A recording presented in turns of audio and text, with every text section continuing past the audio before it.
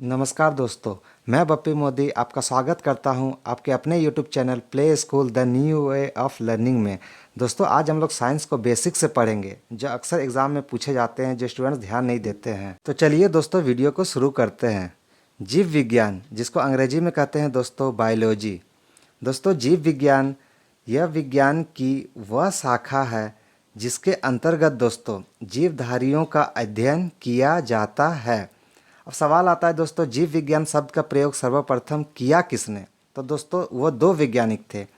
एक का नाम था दोस्तों लेमार्क, जो कि फ्रांस के वैज्ञानिक थे, और दूसरे वैज्ञानिक का नाम था दोस्तों ट्रेवीरनेस, जो कि दोस्तों जर्मनी के वैज्ञानिक थे। इन दोनों ने ही सर्वप्रथम 1801 ईस्वी में जीव विज्ञान शब्द का प्रयोग किया था। दोस्तों, जीव विज्ञान का एक क्रमबद्ध ज्ञान के रूप में विकास प्रसिद्ध ग्रीक दार्शनिक अरस्तु के काल में हुआ। इन्होंने ही सर्वप्रथम पौधों एवं जंतुओं के जीवन के विभिन्न पक्षों के विषय में अपने विचार प्रकट किए। इसलिए दोस्तों अरस्तु को जीव विज्ञान का जनक कहते हैं, father of biology. Very very important question है दोस्तों, और ध्यान रखिएगा दोस्तों, जंतु विज्ञान का जनक भी अरस्तु को ही कहते हैं, फादर ऑफ जियोलॉजी। ये दोनों ही क्वेश्चन बहुत बार पूछे जा चुके हैं।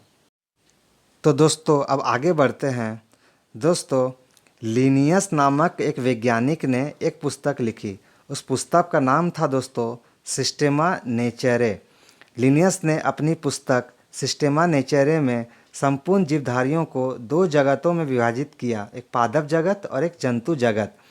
लिनियस ने वर्गीकरण की जो प्रणाली शुरू की, उसी से आधुनिक वर्गीकरण प्रणाली की नींव पड़ी। इसलिए दोस्तों आधुनिक वर्गीकरण का पिता दोस्तों लिनियस को कहा जाता है, फादर ऑफ मॉडर्न टैक्सोनॉमी। याद रखिएगा दोस्तों, बहुत बार एग्जाम में पूछा जा चुका है। तो दोस्तों आगे बढ़ते हैं और देखते हैं जीव विज्ञान की कुछ प्रमुख शाखाएं के बारे में। तो दोस्तों वीडियो को आप रोक के इसका स्क्रीनशॉट ले लीजिएगा या फिर नोट्स बना लीजिएगा, क्योंकि ये अक्सर एग्ज़ाम में आते रहते हैं, बहुत इंपॉर्टेंट है ये। जैसे कि कवकों का अध्ययन को क्या कहा जाता है? तो माइकोलॉजी कहा जाता है। शैवालों का अध्ययन को क्या कहा जाता है? तो फाइकोलॉजी कहा जाता है। उसी तरह दोस्तों ये अक्सर एग्ज़ाम में आते रहते हैं, इसीलिए दोस्तों इसको नोट्स बना के रख लीजिएगा। तो आगे बढ़ते हैं दोस्तों, जीवधारियों का 5 जगत वर्गीकरण। परंपरागत द्विजगत वर्गीकरण का स्थान अंततः दोस्तों व्हिटकर द्वारा सन 1969 ईस्वी में प्रस्तावित 5 जगत प्रणाली ने लिया।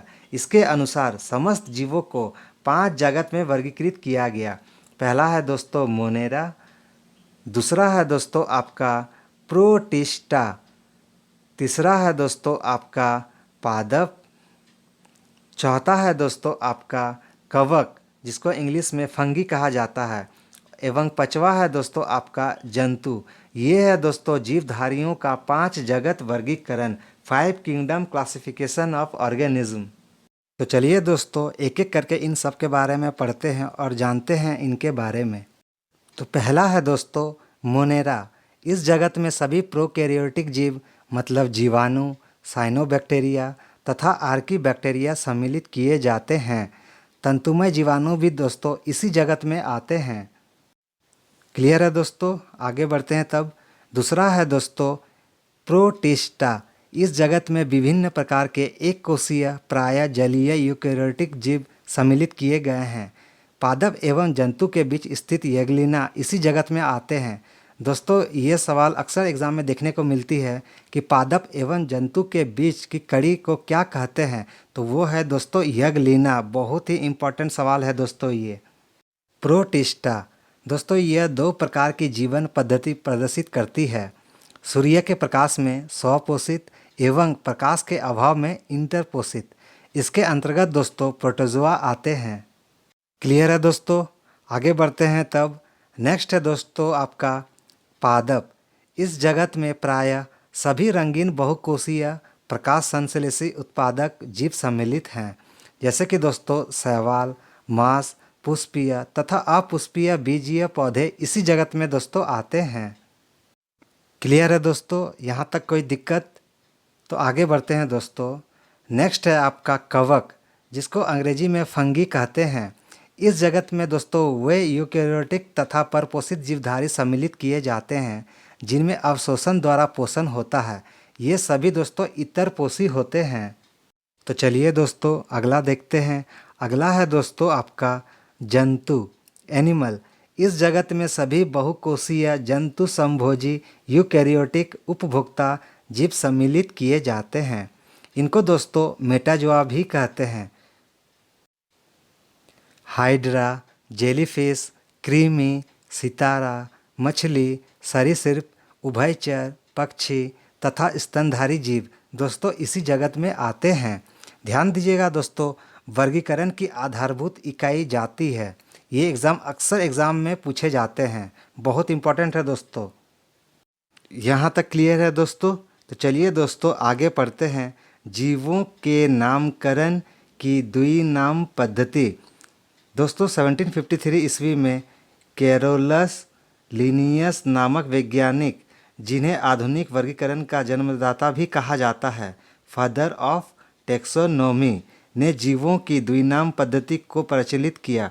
इस पद्धति के अनुसार प्रत्येक जीवधारी का नाम लैटिन भाषा के दो शब्दों से मिलकर बनता है।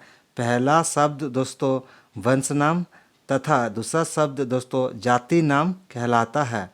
इस वंश तथा जाति नामों के बाद उस वर्गीकृत दोस्तों वैज्ञानिक का नाम लिखा जाता है जिसने सबसे पहले उस जाति को खोजा। जैसे कि दोस्तों होमो सेपियन लिन, जो वास्तव में दोस्तों होमो वंश का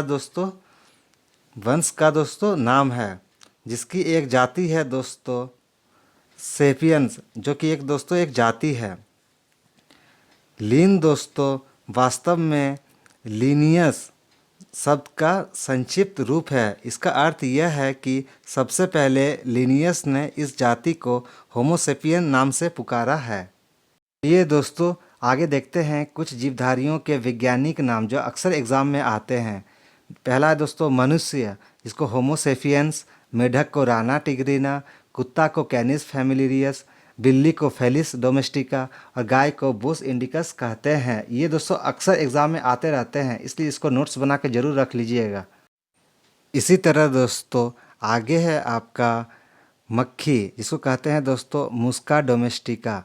धान, जिसको कहते हैं दोस्तों ऑर्जिया सटिवा। दोस्तों ये जितने आपको स्क्रीन में दिख रहे हैं सबको स्क्रीनशॉट या नोट्स बना के रख लीजिएगा, क्योंकि अक्सर एग्ज़ाम में आते हैं। तो दोस्तों यहाँ होता है वीडियो समाप्त। वीडियो अच्छा लगा हो तो चैनल को सब्सक्राइब जरूर कर लें और बेल आइकन दबाना ना भूलें, जिससे कि सबसे पहले आपको नोटिफिकेशन मिले। और दोस्तों वीडियो को लाइक, शेयर और कमेंट जरूर करें। तो मिलते हैं दोस्तों अगले वीडियो में, तब तक के लिए बाय।